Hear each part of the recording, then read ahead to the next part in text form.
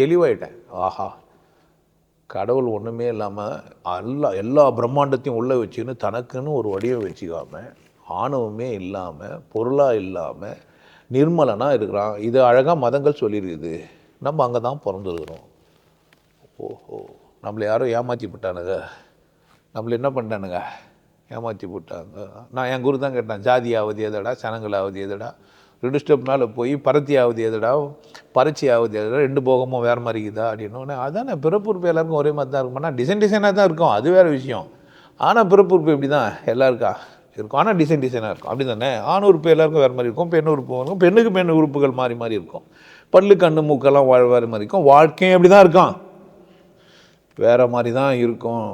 நம்ம தான் தாறுமாறாக இன்னாயிட்டுக்கிறோம், வாழ்க்கையை புரியாமல். அப்போ வாழ்க்கைன்னா என்ன, எப்படி நம்ம வாழணும், எப்படி நம்ம வாழலை, எப்படி வாழ்ந்தோம் அப்படிலாம் அவன் கேள்வி கேட்டு கேட்டு எதை செஞ்சால் உள்ள இருக்குதுன்னா, உள்ளே ஒரு வெளிச்ச உடம்பு இருக்குது, உள்ளே ஒரு வெளிச்ச உடம்பு இருக்குது, அது வளருது. 3வது கண் ஒன்று இருக்குது, குண்டலினின்னு ஒன்று இருக்குது, கண்டுபிடிச்சிட்டு ஓ இதை வச்சுருந்தான். இது குண்டலினி எழும்புறதுக்கு கரிமீனுக்கும் சம்மந்தமே இல்லவே இல்லை.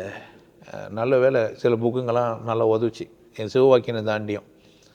பரஞ்சோதி மகான் புக்கு, நான் கடவுள், இந்த மாதிரி நிறைய புத்தகங்கள்லாம், சுவாமி எழுதின குண்டலினி, நிறைய புத்தகங்கள் படிச்சுக்கிறேன் நான். இந்த கடவுள் சேர்ந்து சார்ந்தெல்லாம் எல்லாத்துலேருந்து விடுதலை அளிச்சிட்டேன். ஞானம் அடையத்துக்கு முன் நீங்கள், ஞானம் அடைஞ்ச பின் நான்.